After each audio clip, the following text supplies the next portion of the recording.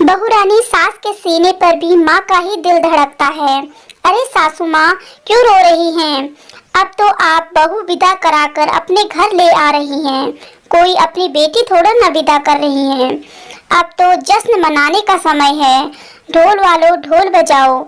यशोधरा जी की प्रिय सखी योगिता जी खुश होते हुए बोली। सास के सीने पर भी माँ का ही दिल धड़कता है। आखिर सास भी तो माँ ही होती है। हम भी एक बेटी की माँ हैं। कुछ साल पहले जब अपनी बेटी खुशी को विदा किया था तब भी ऐसे ही रोए थे। आज किसी और की बेटी को अपने घर की बहू बनाकर ले जा रहे हैं और अपनी बहू की माँ के दर्द समझकर रो रहे हैं। एक माँ के लिए बहुत मुश्किल होता है अपने जिगर के टुकड़े को अलग करना, और एक बेटी के लिए बहुत मुश्किल होता है अपने माँ बाप, अपने भाई बहन, अपने माता पिता को छोड़कर पराए घर जाना।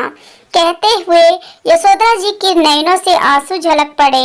कल उनके बेटे माधव की शादी थी और आज बहू की विदाई हो रही थी।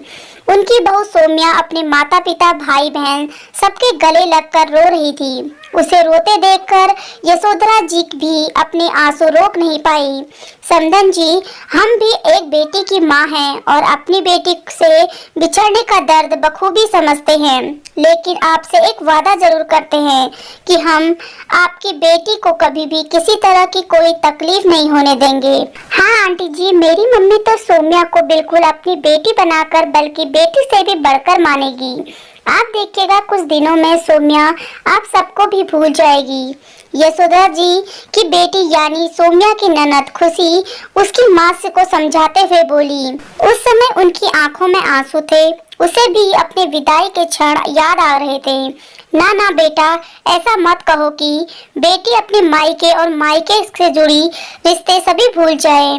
फिर यशोधरा जी अपनी बहू सौम्या की तरफ घूमकर बोली, कोई कितना भी प्यार अपनापन दे दे, लेकिन कोई भी लड़की अपने जन्म से जुड़े रिश्ते, अपना मायका कभी नहीं भूल पाती। वो तो बस ससुराल वालों के पति की मर्जी के सामने अपनी इच्छाओं का गला घोटती रहती है, क्योंकि ज्यादातर यही होता आया है।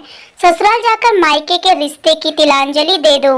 भूल जाओ अपनी जन्मदाता को, भूल जाओ अपने भाई बहनों को जिनके संग पूरा बचपन बीता, भूल जाओ वो मायके की गलियां, सब कुछ भूलकर बस ससुराल की हो जाओ। लेकिन हम कभी भी तुम्हें मायके आने जाने की से नहीं रोकेंगे।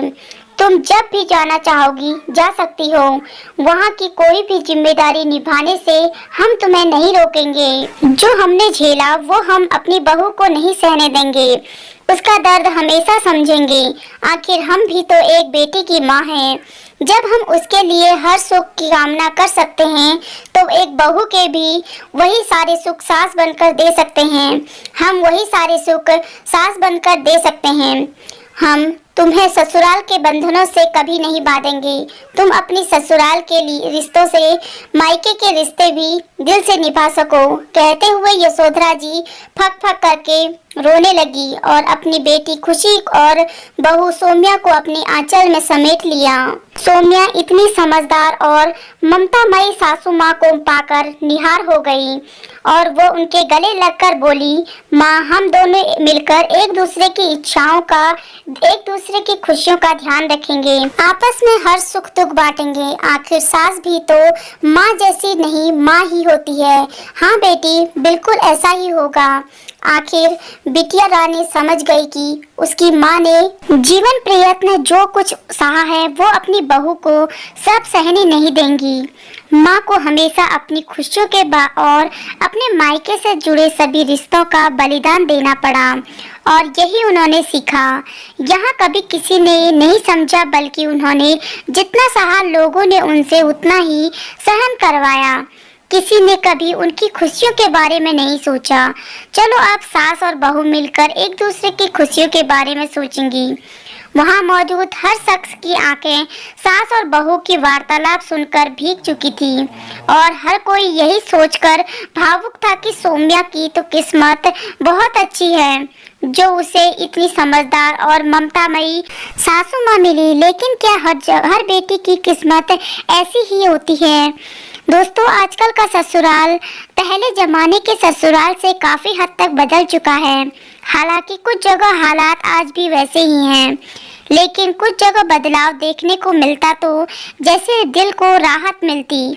और ससुराल में सासू माँ, ससुर जी, जेठानी जी और पतिदेव सब मिलकर एक बात को ध्यान रखते हैं कि एक लड़की अगर ससुराल आकर सभी का ध्यान रख सकती है तो क्या सब मिलकर उसका ध्यान नहीं रख सकते। तो दोस्तों, इस कहानी से आपकी क्या राय है, आप अपनी राय जरूर बताएं। और अगर आप चैनल पर नए हैं तो चैनल को सब्सक्राइब जरूर कीजिए और वीडियो को लास्ट तक देखने के लिए आपका बहुत बहुत धन्यवाद।